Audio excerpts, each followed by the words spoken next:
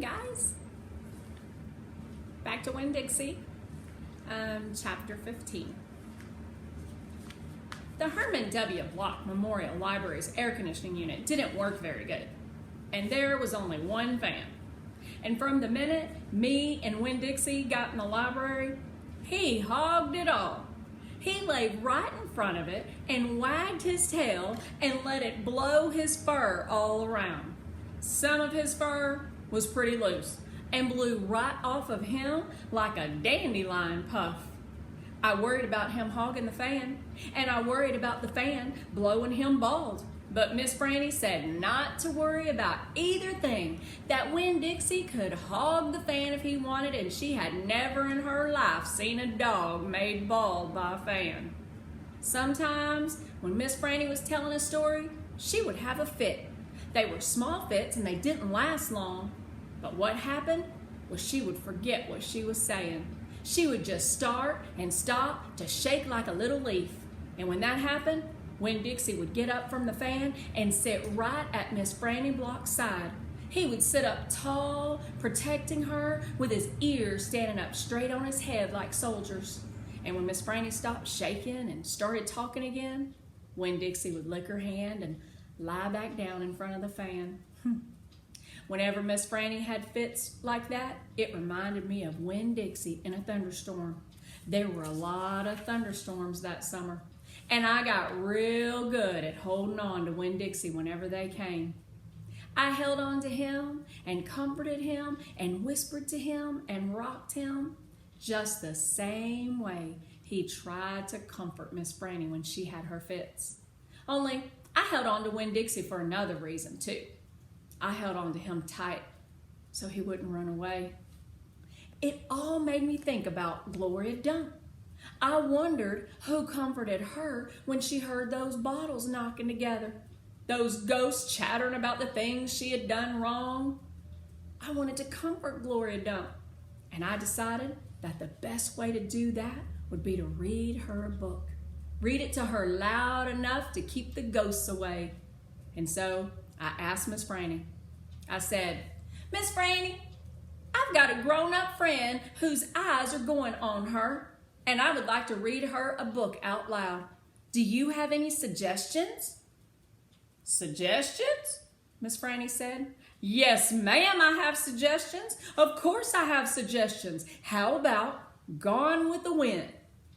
"What's that about?" I asked her. "Why," said Miss Franny, "it's a wonderful story about the Civil War." "The Civil War?" I asked. "Do not tell me you have never heard of the Civil War." Miss Franny looked like she was going to faint. She waved her hands in front of her face. "I know about the Civil War." I told her that was the war between the South and the North over slavery. "Slavery, yes," said Miss Franny. "It was also about the states' rights and money. It was a terrible war. My great-grandfather fought in that war. He was just a boy." "Your great-grandfather?" "Yes, ma'am. Litmus W. Block. Now there's a story." Winn-Dixie yawned real big and lay down on his side with a thump and a sigh. I swear he knew that phrase, "Now there's a story." And he knew it meant we weren't going anywhere anytime soon. "Go ahead and tell it to me, Miss Franny," I said. And I sat down cross-legged next to Winn-Dixie. I pushed him and tried to get him to share the fan, but he pretended he was asleep. And he wouldn't move. I was all settled in and ready for a good story when the door banged and pinch-faced Amanda Wilkinson came in. Winn-Dixie sat up and stared at her. He tried out a smile on her, but she didn't smile back, and so he lay down again. "I'm ready for another book," Amanda said, slamming her book down on Miss Franny's desk. "Well," said Miss Franny, "maybe you wouldn't mind waiting. I am telling India Opal a story about my great-grandfather. You are, of course, more than welcome to listen. It will be just 1 minute." Amanda sighed a real big dramatic sigh and started past me. She pretended like she wasn't interested, but she was. I could tell. Come sit over here, said Miss Franny. I'll stand, thank you, said Amanda. Suit yourself, Miss Franny shrugged. Now, where was I? Oh, yes, litmus.